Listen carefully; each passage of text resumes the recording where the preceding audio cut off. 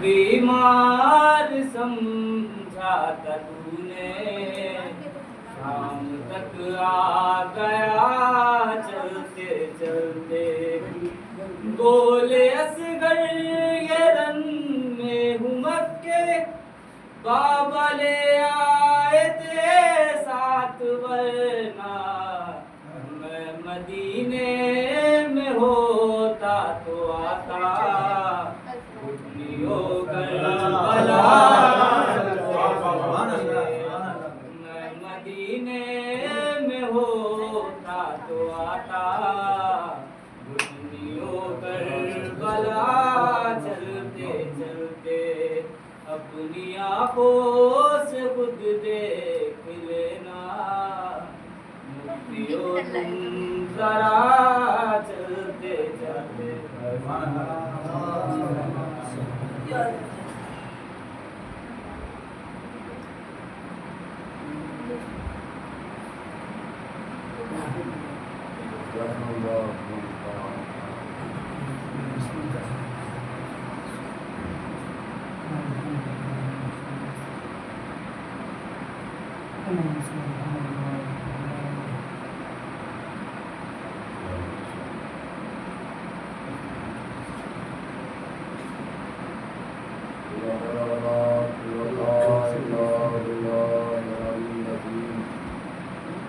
أعوذ بالله من الشيطان اللعين الرجيم بسم الله الرحمن الرحيم الحمد لله الذي هدانا لهذا وما كنا لنهتدي لولا أن هدانا الله لقد جاءت رسول ربنا بالحق والصلاة والسلام والتحية والإكرام على سید سلیم معفی الوجود سر اللہ فی کل موجود نقطۃ دائرۃ الوجود والمولا الحق المحمود ومولانا ومولا الثقلین جد الحسن والحسین ابی القاسم محمد وعلى أهل بيت الطيبين الطاهرين المعصومين المظلومين المنتجبين المنتخبين ولا أدائهم أجمعين من يومنا هذا إلى قيام يوم الدين أما بعد فقد قال الله حق تبارك في كتابه المبين وأصدق الصادقين درود محمد اللهم صل على محمد وآل محمد بسم الله الرحمن الرحيم قل إن كنتم تحبون الله فاتبعوني يحببكم الله ويغفر لكم ذنوبكم والله غفور رحيم قل اطیعوا الله ورسوله فإن تولوا أن الله لا يحب الكافرين اللهم صل على محمد وآل محمد حاضرین گرامی قدر بزرگان محترم حضرات مجموعہ کربلا پانچویں تقریر آپ حضرات کے ذوق ایمانی کی نظر ہے اطاعت رسول ہمارا عنوان گفتگو ہے اور عنوان پر میں آپ حضرات کی توجہات کا شکر گزار ہوں۔ قرآن مجید اللہ کا کلام ہے، قرآن مجید اللہ کا وہ محکم کلام ہے جس کو اس نے اپنے حبیب کے سینے پر بطور معجزہ نازل کیا، اور اس کے بعد فرمایا تبارک الذی نزل الفرقان علی عبدہ لیکون للعالمین نذیرا۔ محترم و مکرم اور بابرکت ہے وہ ذات کہ جس نے اپنے عبد پر فرقان نازل کیا اور اس کو عالمین کے لیے نذیر بنایا، اور ہر شے اور ہر خشک و تر کا مسئلہ قرآن مجید میں موجود ہے۔ اور اس قرآن مجید کی عظمت یہ ہے کہ ان کنتم فی ریب مما نزلنا علی عبدنا فاتوا بسورۃ من مثلہ۔ یہاں ارشاد ہوا اے کفار مکہ، اے دشمنان اسلام و نبوت، اگر تمہیں اس قرآن کے بارے میں شک ہے جو ہم نے اپنے عبد پر نازل کیا ہے اور تم سمجھ رہے ہو کلام بشر ہے، تو تم سارے عرب مل کر اس قرآن کا جواب لے آؤ۔ جبکہ یہ آیت نازل ہوئی تو پیغمبر اسلام نے آیت کے نزول کے بعد سورہ کوثر کو ایک تختی پر لکھوا کر خانہ کعبہ کے دروازوں پر لٹکا دیا اور ارشاد فرمایا کہ طویل ترین سورے کا جواب تو کیا لاؤ گے، میں قرآن کا مختصر سورہ پیش کر رہا ہوں، انا اعطیناک الکوثر فصل لربک وانحر ان شانئک هو الابتر۔ تم قیامت تک ان 3 آیتوں کا جواب لے آؤ۔ اب یہ فضیلت پیغمبر ہے، خدا نے یہ آیت تو نازل کی نہیں، میرے حبیب چیلنج کرو دشمن اسلام کو سورہ کوثر کی آیت سے، یہ فضیلت پیغمبر ہے کہ پیغمبر اسلام نے قرآن مجید کی ساری سورتوں میں سے سورہ کوثر کا انتخاب کیا اور سورہ کوثر کو خانہ کعبہ کے دروازے پر لٹکا دیا۔ آج 1400 برس ہو گئے مگر آج تک بھی دنیا سورہ کوثر کا جواب نہ لا سکی، تو جب سورہ کوثر کی 3 آیتوں کا جواب 1400 برس میں نہ پیش کیا جا سکا تو ساقیہ کوثر کا جواب کیسے پیش کیا جائے گا؟ ایک درود پڑھ کر محمد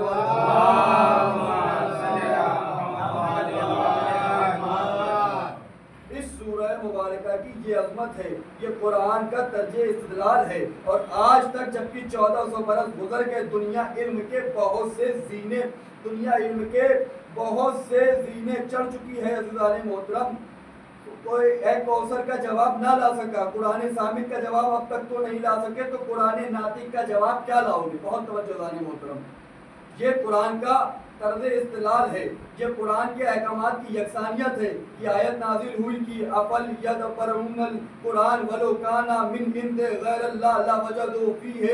اختلافا کثیرا۔ تم قرآن میں تدبر کیوں نہیں کرتے، تم قرآن میں تفکر کیوں نہیں کرتے کہ قرآن اگر اللہ کے علاوہ کسی غیر کی جانب سے ہوتا تم اس کی آیتوں میں اختلاف پاتے۔ معلوم ہوا جو شے بھی اللہ کی طرف سے ہو اس میں کسی طرح کا اختلاف نہیں ہونا چاہیے، قرآن ہو یا نبوت، رسالت ہو یا امامت ہو چاہے قیامت، جو اللہ کی جانب سے ہے اس میں قیامت تک کوئی اختلاف نہیں ہو سکتا، یعنی اختلاف ہوتا ہی اس شے میں ہے جو بندے پیش کرے۔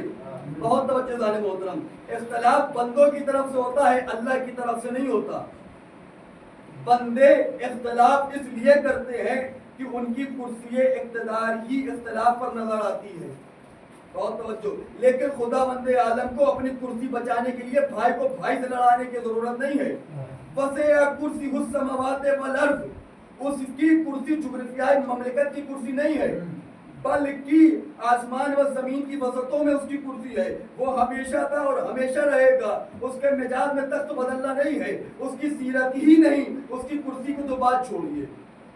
اس نے دنیا میں 1,24,000 پیغمبر بھیجے، کسی پیغمبر کے اقتدار کا تختہ الٹا گیا؟ نہیں عزیزان محترم، دنیا میں بڑے بڑے رہنماؤں کے تخت الٹ جاتے ہیں، بڑے بڑے صاحبان جبروت کے تخت تاراج ہو جاتے ہیں، لیکن آج تک مثال نہیں پیش کی جا سکتی کہ آدم سے لے کر خاتم تک کیا کسی نبی کو کیا کسی نبی کا تخت خدا نے الٹا؟ نہیں الٹا۔ کسی نبی کو سسپینڈ کیا؟ کیا خدا نے معاذ اللہ کسی نبی کو سزا دی؟ نہیں، سزا یوں نہیں دیتا کہ اگر کسی نبی کو سزا دے تو حرف بنانے والے پر آئے گا، کیسے کو بنا کر بھیج دیا تھا؟ خدا جنہیں بندوں کی ہدایت کے لیے بنا کر بھیجتا ہے ان کے ایمان و ایقان کی ذمہ داری خدا خود لے لیتا ہے، ان کے تحفظ کی ذمہ داری بھی خدا خود لے لیتا ہے۔ تو عزیزو نتیجہ کیا ہوا؟ اللہ کے بنائے ہوئے تخت و تاج کی تمنا نہیں کرتے، وہ لوگ تخت و تاج کی تمنا کرتے ہیں جن کی معاشرے میں کوئی عزت نہیں ہوتی، جن کا خاندان بیک گراؤنڈ کچھ نہیں ہوتا، وہ اقتدار پر آ کر اپنی حیثیت منوانا چاہتے ہیں، لیکن جنہیں اللہ اپنی طرف سے منتخب کرتا ہے وہ بوریوں پر بیٹھ کر اقتدار کو اپنی ٹھوکروں میں رکھتے ہیں۔ ایک درود پڑھ کر محمد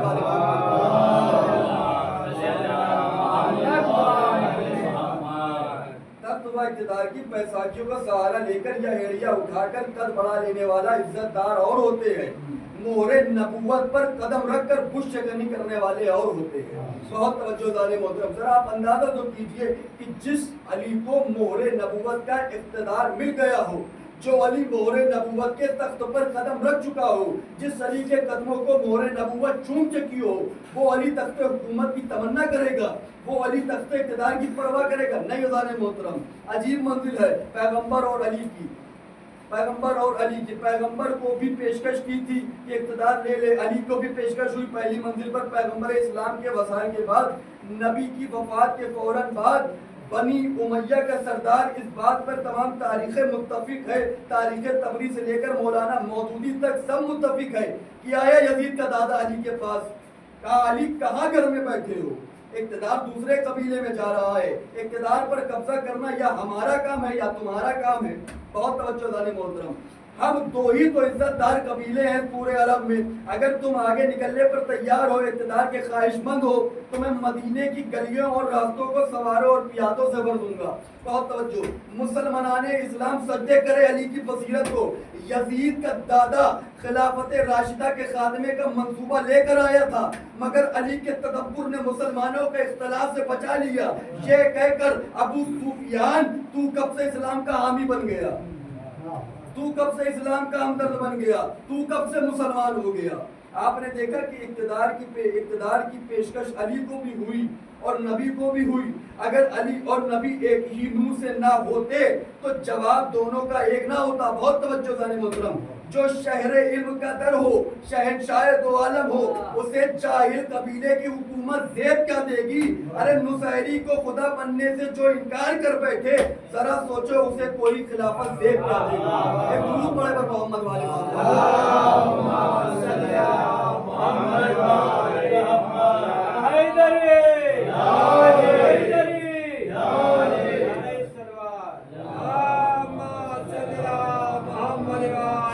مقام فکر ازانی محترم کہ جو خدا کے یہاں سے عزت لے کر آئے، وہ تخت کی وجہ سے عزت حاصل کرنے کے خواہش مند نہیں ہوا کرتے۔ علی کوئی دنیا میں آ کر علی نہیں بنا، علی تو جب پیدا ہوا تو علی تھا، جہاں پیدا ہوا وہ جگہ علی، جس ماں کے بطن سے پیدا ہوا وہ بطن علی، جس باپ کے صلب سے پیدا ہوا وہ صلب علی، جس خاندان میں آیا تھا وہ خاندان علی، جس قبیلے میں آیا وہ قبیلہ علی، جس قوم میں آیا وہ قوم علی، جس گھر میں آیا وہ گھر علی، جس گود میں آیا وہ گود علی، جو زبان چوسی وہ زبان علی، فرمان چڑھا وہ آگوش علی، جس بستر پر سویا وہ بستر علی، جس دوش پر پہنچا وہ دوش علی۔ دوستو علی پیدا ہونے کے بعد علی نہیں بنا، علی جب پیدا ہوا تو علی تھا۔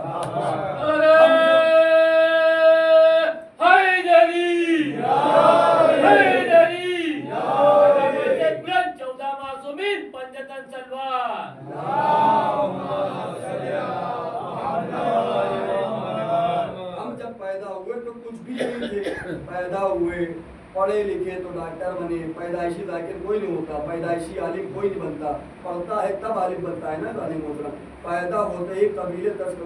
تذکرہ کوئی نہیں بنتا، بس یہی فرق ہے ظالم محترم معصوم اور امت میں۔ معصوم جب پیدا ہوتا ہے ظالم محترم، معصوم جب پیدا ہوتا ہے تو عالم ہوتا ہے، امتی جب پیدا ہوتا ہے تو جاہل ہوتا ہے۔ بس اب معصوم اور امت میں فرق اتنا ہے جتنا علم اور جہل میں فرق ہے۔ تو اللہ محترم جب علی پیدا ہوا تو کعبے میں پیدا ہوا، اپنے گھر میں نہیں پیدا ہوا، اور ہونا بھی یہی چاہیے تھا۔ ابو طالب سے کسی نے پوچھا آپ کے گھر علی کیوں نہیں پیدا ہوئے، تو ابو طالب نے بڑا بصیرت کا جواب دیا تھا، میرے لیے آتا تو میرے گھر میں پیدا ہوتا۔ بہت توجہ، میرے لیے آتا تو میرے گھر میں پیدا ہوتا، جس کے لیے آیا تھا اس کے گھر میں پیدا ہوا، جس کا ناصر بن کر آیا تھا اس کی گود میں آیا۔ اسی لیے علی کو ابو طالب نے کھانا بھی نہیں کھلایا، پہلی غذا بھی ابو طالب نے نہیں دی، اسی لیے کہ گواہ بن کے آیا تھا رسالت کا۔ تو یہ تو دنیا کا قانون ہے کہ گواہ کا سارا خرچ مدعی کے ذمہ ہوگا، اسی لیے پیدا ہوا خدا کے گھر میں۔ آگ کھولی رسول کی آگوش پہ، غذا پائی لوبے رسول سے، پروان چڑھا دامن رسول میں، سویا بستر رسول پر، معراج پائی توش رسول پر، اٹھا تو علی تھا، سویا تو نبی تھا، بولا تو نصیری کا خدا تھا۔ یعنی تینوں نے غلط سمجھا۔ بھائی ساری رات کفار نبی سمجھتے رہنا، بھائی ساری رات شب ہجرت کفار نبی سمجھتے رہنا، غلط سمجھا۔ جنہوں نے علی کو غلط سمجھا انہوں نے نبی سمجھا، جنہوں نے بالکل غلط سمجھا انہوں نے خدا سمجھا۔ علی تو ہے ہی عجیب و غریب شخصیت، خدا کی قسم غلط بھی کوئی سمجھتا ہے تو یا نبی سمجھتا ہے یا خدا سمجھتا ہے۔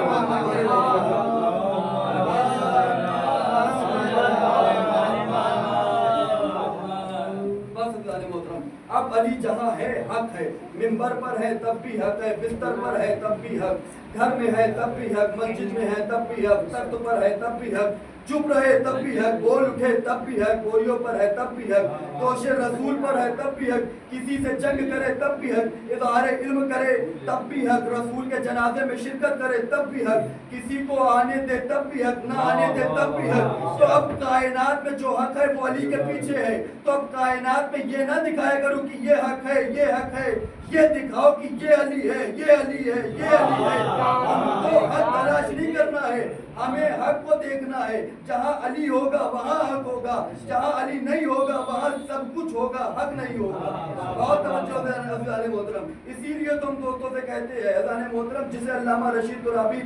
علامہ مقامہ نے کہا، حشر تک ہم نے بھی جینے کی قسم کھائی ہے، ناز میں دیکھ لیا ہے رخ زیبائے حسین۔ بہت توجہ عزیزان محترم، مرتے وقت ہم نے حسین کا چہرہ دیکھ لیا، تو اب ہمیں موت تو نہیں آ سکتی، تو جو مرتے وقت حسین کا چہرہ دیکھ لے، محمد و آل محمد کی زیارت کر لے، پھر وہ معراج کی منزل میں ہوگا۔ بہت توجہ عزیزان محترم، پتہ ہے انہوں نے آخری وصیت کیا کی تھی؟ اور نے آخری وصیت کی تھی، مولا زخموں کی پرواہ نہیں، آنکھوں میں خون جم گیا ہے، اسے صاف کر دیجئے۔ کہا کیوں؟ کہا مولا دنیا سے جانے سے پہلے آپ کے چہرے کی زیارت کرنا چاہتا ہوں۔ حسین نے حور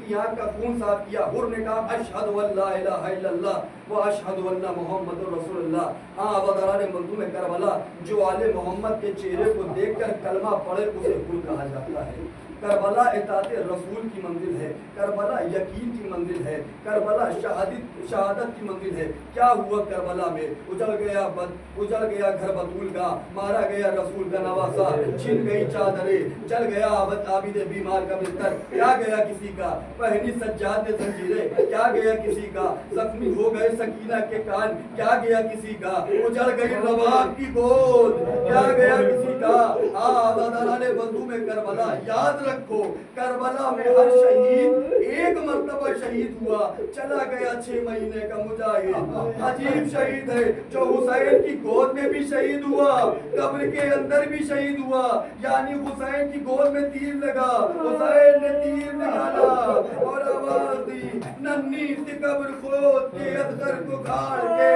شبیر اٹھ کھڑے ہوئے دامن کو جھاڑ کے۔ دوستو یہ واحد شہید ہے جس کی قبر حسین نے بنائی، ورنہ کسی کو مٹی میں نہیں چھپایا، سب کو گنجے شہیدہ میں لا کر ڈال دیا، اصغر کی ننھی سے قبر بنا کر اس کا نشان بھی مٹا دیا۔ جب کربلا میں شام غریبہ ہوئی نا، جب خیمے جل چکے، جب عمر سعد کے لشکر میں شہیدوں کے سروں کا شمار ہوا، تو عمر سعد ملعون کہتا ہے یہ عباس کا سر ہے، یہ قاسم کا سر ہے، یہ علی اکبر کا سر ہے، یہ اور کا سر ہے، یہ محمد کا سر ہے، اصغر کا سر کہاں ہے؟ کوئی کہتا ہے عمر سعد ملعون وہ سب لے کے کیا کرے گا؟ ارے 6 مہینے کا بچہ تھا، حسین کا قبر میں دفنا دیا۔ اللہ اکبر، وزرائے بدو میں کربلا، ملعون کہتا ہے کچھ نہیں جانتا، اصغر کا سر لاؤ۔ افادارو، ایک ملعون گھوڑے پر سوار ہوا، ہاتھ میں نیزہ لیا،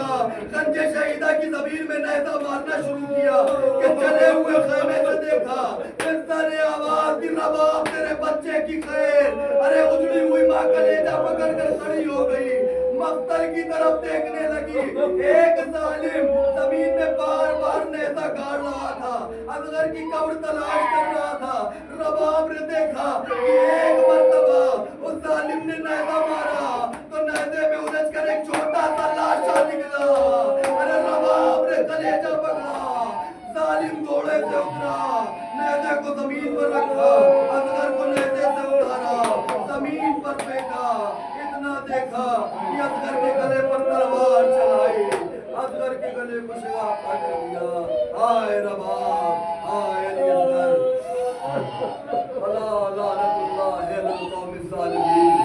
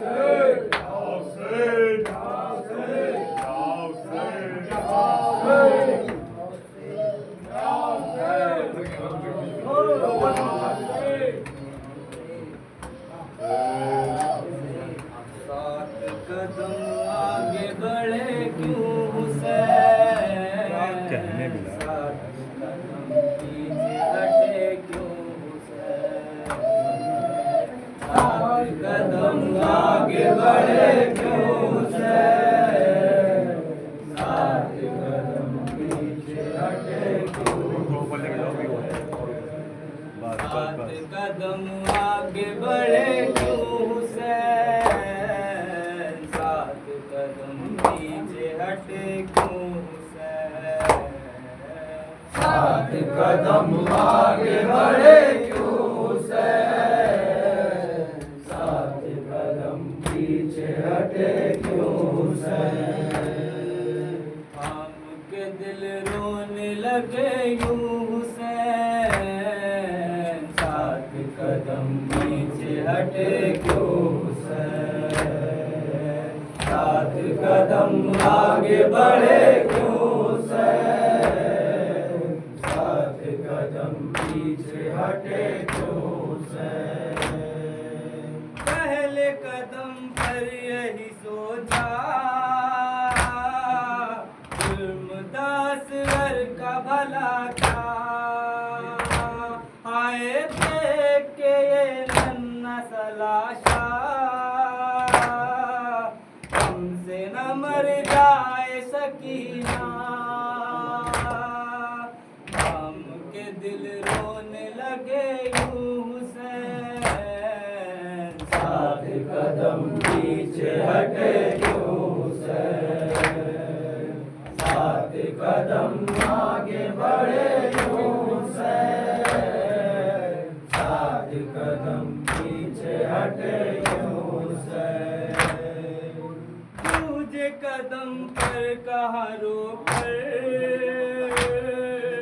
क्या करूं बतला ली असगर, हाय देख लिया उसने तुझे कर, मर ही न जाए तेरी मदर, हम के दिल रोने लगे यूं हुसैन, सात कदम पीछे हटे क्यों हुसैन,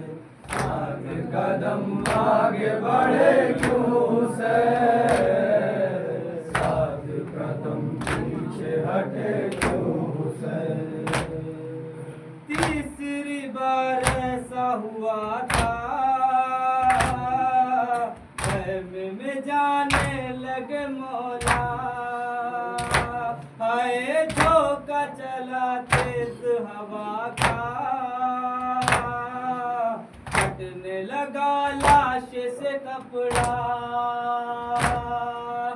हम के दिल रोने लगे यूं हुसैन, सात कदम पीछे हटे क्यों हुसैन, सात कदम आगे बढ़े क्यों हुसैन,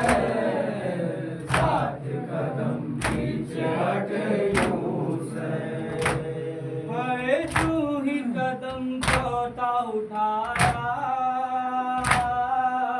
गाजी को रो रो के बुलाया, हाय कहने लगे भाई तू आजा, खैमे में जाया नहीं जाता, हम के दिल रोने लगे यूं हुसैन, सात कदम पीछे हटे क्यों हुसैन, सात कदम आगे बढ़े क्यों हुसैन, सात कदम पीछे हटे क्यों हुसैन, हाय कदम पांचवा उठा तो के ये कहने लगे मौला, हाय मेरे मदद आइए बाबा, भारी है खैबर से ये लाशा, हम के दिल रोने लगे यूं हुसैन, सात कदम पीछे हटे क्यों हुसैन,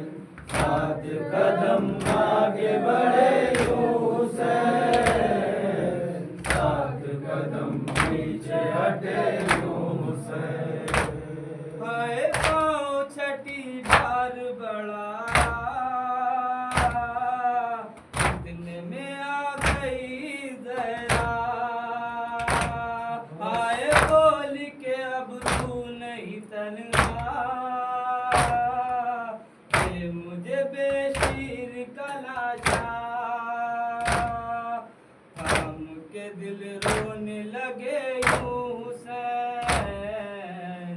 सात कदम पीछे हटे यूं हुसैन, सात कदम आगे बढ़े यूं हुसैन, सात कदम पीछे हटे यूं हुसैन। सातवीं बारी में हुआ क्या, घर पे चली आई सकीना, हाय कहने लगी आ गए बाबा, है कहा नन्ना मेरा भैया, हम के दिल रोने लगे यूं हुसैन, सात कदम पीछे हटे यूं हुसैन, सात कदम आगे बढ़े यूं हुसैन, सात कदम पीछे हटे यूं हुसैन। खैमे में फरहान हुआ क्या, दिल रज़ा लिख नहीं पाया, हाय लाशा जूही माँ को दिखाया, एक कयामत हुई बर्बाद, हम के दिल रोने लगे यूं हुसैन, सात कदम पीछे हटे यूं हुसैन, सात कदम आगे बढ़े यूं हुसैन, सात कदम पीछे हटे यूं हुसैन।